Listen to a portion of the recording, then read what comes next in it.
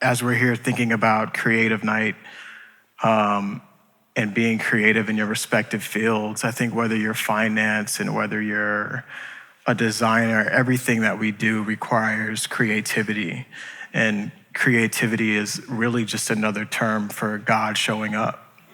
You know, it's just like, all right, God, how do you show up to give me the solution to solve this problem? Come on, man. You know, and all problems require a creative solution. And it doesn't have to be fashion or art or design that comes across as creative. You know, you gotta be creative in paying the bills to take care of your kids. You know, you gotta be, and I think it's just being open to the Holy Spirit. So good. Like creative is not a category. Fashion is creative, music is creative, but being a mom is not creative, exactly, or an administrative role is not creative. It's almost like we have relegated creativity to certain tasks and God never does. Right.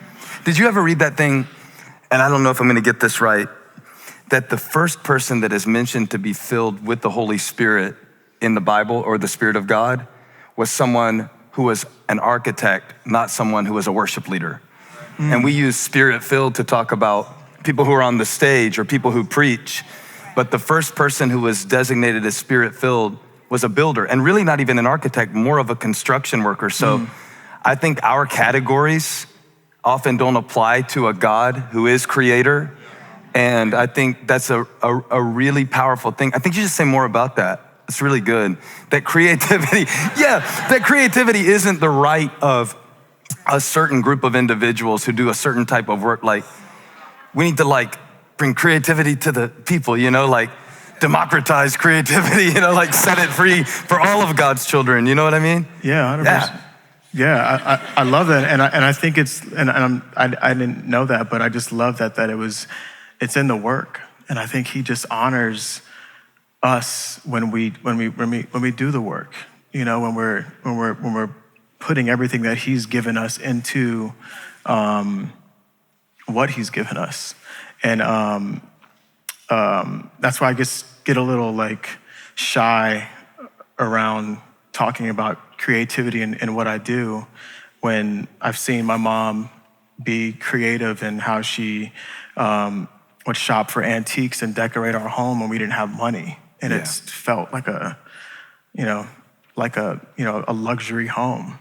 But, you know, she did it on a check-to-check paycheck. And I've seen what we consider beautiful creative things like architecture and paintings and things outside of my physical capacity that I look at in awe. And I think I've been blessed to be, you know, to have a point of view.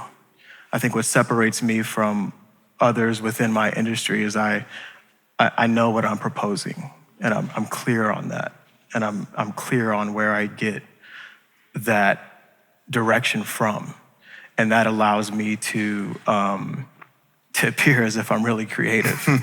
But I really just have a strong point of view. I really just have a strong proposition and a very exact outlook on how I want my campaigns, on how I want my designs, on how I want certain things to fit, on how I want the fabrics to feel. But I just don't know that that's creative. I think that's more of just kind of like having a point of view. Yeah, and one thing you told me last night is like demystifying it. A lot of people would want to know where you get your ideas from, but maybe they really don't, because maybe it's not as really sexy or as glamorous as people think.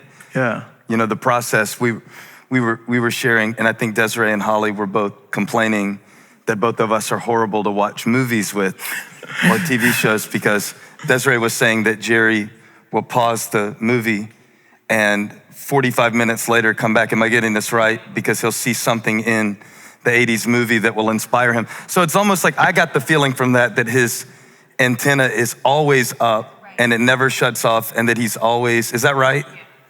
Like assuming that God is always speaking through all kinds of things, not just in one format. Yeah. Tell me about that.